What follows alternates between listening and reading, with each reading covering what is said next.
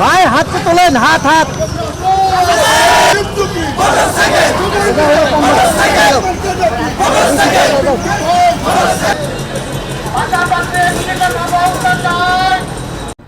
আপনারা তার বক্তব্যগুলো আজকে ৬-৭ মাস নিশ্চয়ই আপনারা ধারণ করেছেন, দেখেছেন। তার যে অশালীন বক্তব্যগুলো, তার যে যেহেতু যে যাই বলি, আমরা কিন্তু মুসলিম অধ্যুষিত একটি বাংলাদেশ, আমাদের ধর্মের অনুভূতি আছে।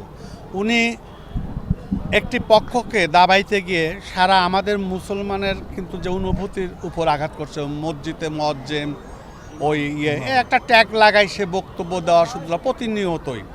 উনি দেখেন কাউরে সহ্য করতে পারেন না, উনি যার তার বিরুদ্ধে আজে বাজে বক্তব্য দেন। ওনার মধ্যে সবসময় একটা রুক্ষ, প্রতিহিংসামূলক রুক্ষ তার আচরণ। এবং আমাদের কাছে তথ্য আছে, কিন্তু বাস্তব পরিস্থিতিতে হয়তো আমরা সবাই চুপ আছি। কিন্তু বাংলাদেশের গোয়েন্দা সংস্থা এবং আমাদের দলের হাইকমান্ডের কাছেও আমাদের কাছে মেসেজ আছে, উনি একটি আন্তর্জাতিক চক্রান্তের এজেন্ট হিসাবে কাজ করছে এবং বিএনপিকে ধ্বংস করার, বিএনপির যে আপনারা অবশ্যই জানেন বাংলাদেশের বৃহৎ দল বাংলাদেশ জাতীয়তাবাদী দল, সেই দল অনেক জনপ্রিয় দল। এবং এই যে দুইজন ব্যক্তি এই বিএনপিকে বিতর্কিত করছে, তার মধ্যে অন্যতম কিন্তু হাবিবুর রহমান হাবিব ভাই। বাংলাদেশের বিএনপির এখন যদি জনপ্রিয়তার কিছুটা ভাটা পড়ে, সেই ভাটার অন্যতম দাবিদার হচ্ছে হাবিবুর রহমান হাবিব।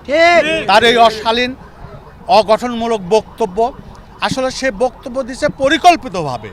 সে দেখেন এখন পর্যন্ত বলে যে আমার বিএনপির ভোট লাগবে না, আমাদের বলে যে তাদের ভোট লাগবে না, তাদের নির্বাচনে আসার দরকার নেই। তার মানে কি?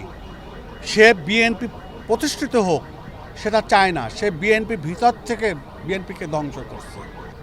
৯৬ সালে যখন উনি যোগ দেয়, তারপর থেকে শত প্রতিকূলতার মধ্যে যখন সংগঠন আমাদের অত শক্তিশালী ছিল না, তখন ৯১ সালে কিন্তু সিরাজুল ইসলাম সর্দারকে আমরা বিজয় করেছি। আর উনি ৯৬-তে আসার পর থেকে আজ পর্যন্ত ধানের শীষে তো ভোট দেয়ই নেই। আমরা এই সিটটা বারবার হারিয়েছি তার ষড়যন্ত্রে।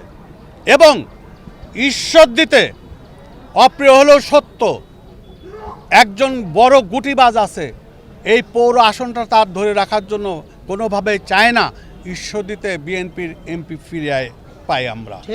কারণ সে চায় দল ক্ষমতায় আসলে এমপি না থাকলে আমি মেয়র থাকব, বিরোধী দল থাকলেও আমি মেয়র থাকব, সেই ক্ষমতাটা আমি দেখাইতে পারবো। এই এক স্বার্থহীন মনমানসিকতা নিয়ে সবসময় সে ষড়যন্ত্র করছে। আর এই ষড়যন্ত্রের মূল চাবিকাঠি কিন্তু হাবিব ভাই। এবং আমি তো বললাম যে আন্তর্জাতিক একটা চক্রের এজেন্ট হিসাবে তিনি কাজ করছে, এটা কিন্তু আমাদের কাছে ডকুমেন্টারি আছে, দলের হাইকমান্ডের কাছে আছে, বাংলাদেশ গোয়েন্দা সংস্থার কাছে আছে। আমি শুধু এতটুকুই বলতে চাই, আমার প্রাণপ্রিয় ঈশ্বরদী,